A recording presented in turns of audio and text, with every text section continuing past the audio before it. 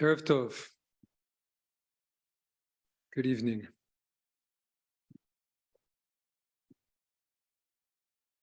One of the great stories of the 20th century was of Nelson Mandela and the end of apartheid in South Africa. But Mandela, right, the revolutionary who is let out of prison and then decides to be a force of reconciliation, even though he had every reason not to be, and leads a nation out of colonialization and state racism and violence and all the evils of apartheid into a whole new era. And he really had every reason not to be. He himself was a victim of apartheid, spent decades in jail. And after so many years of horrific oppression, the new Black-led government in South Africa could have sought vengeance against the perpetrators and the broader citizens who supported them in South Africa. But just through his example, he set a framework of how to go about the process of reconciliation in a truth-filled way. Of course, there were faults with the commission, the Truth and Reconciliation Commission, but it's hard to think of a better process the country has gone through in a national level to deal with that type of hurt. And they really gave a way for white people who participated in apartheid to ask for forgiveness and be forgiven, and also for Black South Africans to go into a new era of empowerment with at least some of their injustices being addressed and heard. And really for people to just see each other and talk to each other and come to a new moment of unity.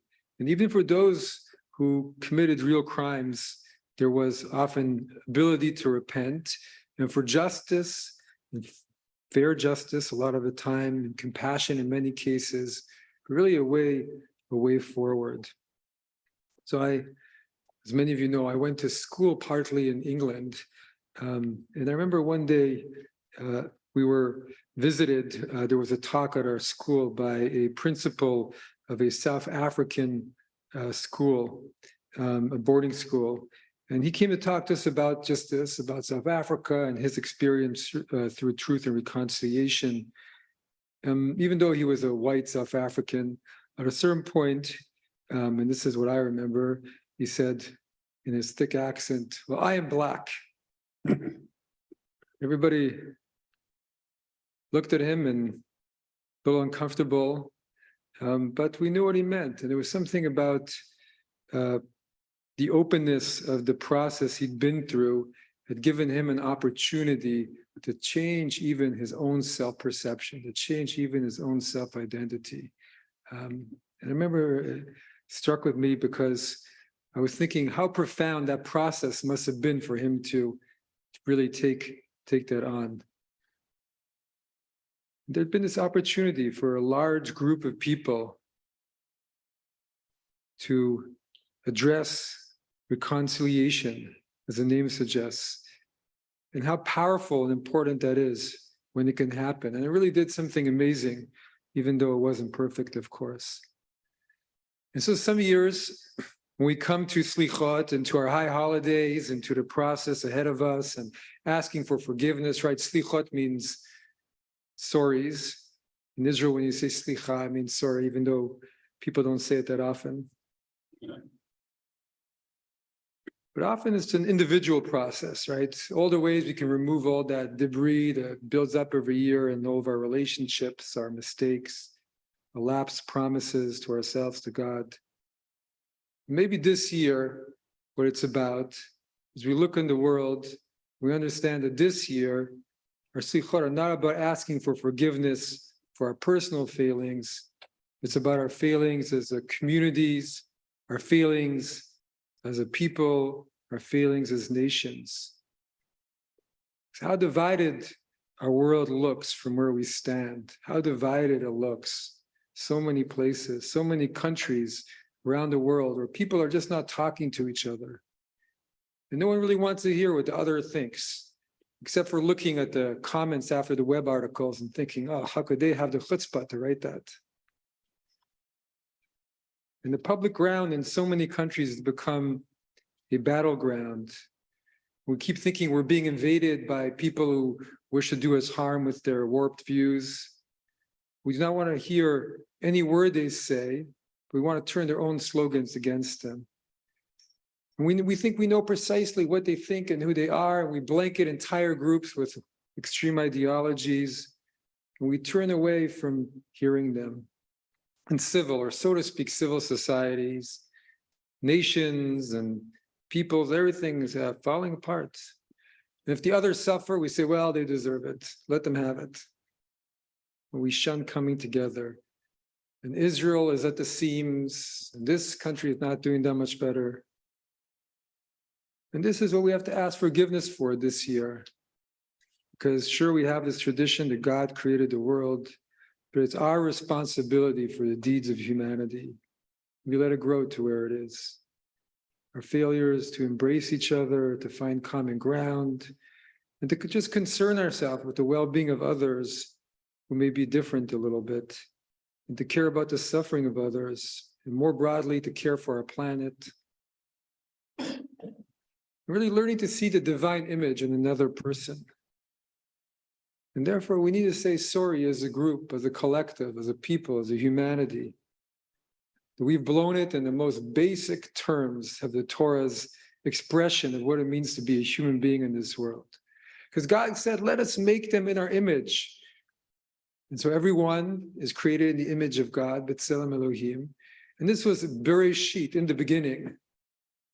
We're a long time from the beginning of the Torah, but we seem to be going backwards. We think that those who are in our group, well, they're made in the image of God, but the others, I'm not so sure. And so the rabbis, they were explicit in so many ways to say everybody's made in the image of God. Everybody's has that. It's why human life is so precious, and destroying one life is killing one life is destroying the whole world. And why every one of us is different, even though we're all descendant in a certain way from Adam and Eve. But it says in one of the most important midrashim, well, we're not like coins, they're all minted the same way. Every one of us is different. Every one is precious, invaluable. And there's this concept of kavod habriot, of the honor and respect that's due to all human beings, to all created beings, all descendants of Adam and Eve. We know how the Talmud understands multiple opinions. And that even those rabbis who were excommunicated for when their views were just considered beyond the pale, too extreme, as we studied in our Thursday morning classes here. But even those rabbis, their stories were still recorded. They weren't wiped out of the book. Their stories are in the book, and often, and at least on their deathbeds, everybody came back to them and brought them back into the fold. And their part in the nation was honored and recognized. And so in 2 days, on Monday, on my block in River Forest, we celebrate Lemonade. And lots of people coming together for good causes to raise money for charity. And every year we raise tens of thousands of dollars. And Lemonade was started 1 year after 9/11. And I think we can ask ourselves, 2 days from 9/11, God forbid if something like that were to ever happen again, what would happen? Would half a nation believe it was one thing, and then the other half of the nation believe, no, it didn't happen, it was something else? And so 9/11 united us, and the memory of it still to some degree unites us. But since then, it's been downhill. There's no will for common truth or reconciliation. And this is what we have to ask forgiveness for. We've forgotten how to talk to each other, forgotten how to see each other. The rabbis teach the Second Temple was destroyed because of sinat chinam, baseless hatred, individuals who hated each other for no reason. And now at this particular time in human history, it feels like there are whole segments of the planet that are just not talking to each other. We've forgotten to act for that common good, all of us together, and be willing to sacrifice some of our own argument to find that commonality. So forget about sinning to God this year. we're sinning against our own fellow human beings. And we're so busy fighting against our fellow human beings that our planet is falling apart. And thereby we're also sinning against God and that commandment to tend and take care of God's garden. So when we say Ashamnu, we've trespassed on others, Bagadnu, we've betrayed our part to see the divine image in all. Ve'al kulanu, hey Selichot, slach lanu, mechalanu, v'kaper lanu. And for all of these, God of forgiveness, pardon us, forgive us, atone us. And so how do we find that atonement? How do we come back from this atonement? How do we begin to find that forgiveness and return to wholeness? And perhaps we can begin by forgetting first our own petty desires that we should be on top and be right. And think about others, understanding that they too need to be heard and understood, because we're all one. No one really is our enemy. We're all one body. As the Baal Shem Tov teaches, the founder of Hasidism, this is what it means when the rabbis say, one of our most important expressions, Kol Yisrael Arevim Ze Bazeh, all of Israel are responsible for each other.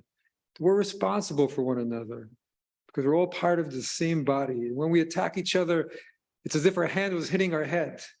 It wouldn't make much sense.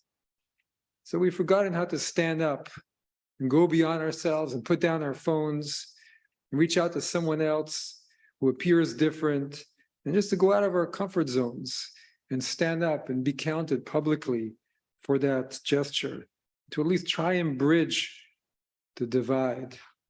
When we see something wrong, rather than just complaining, we need to act on it and try and engage in respectful conversation and dialogue, at least start there. We've forgotten how to just stand up and mend bridges and build bridges and to find that wholeness. And that's where we need to put our energies.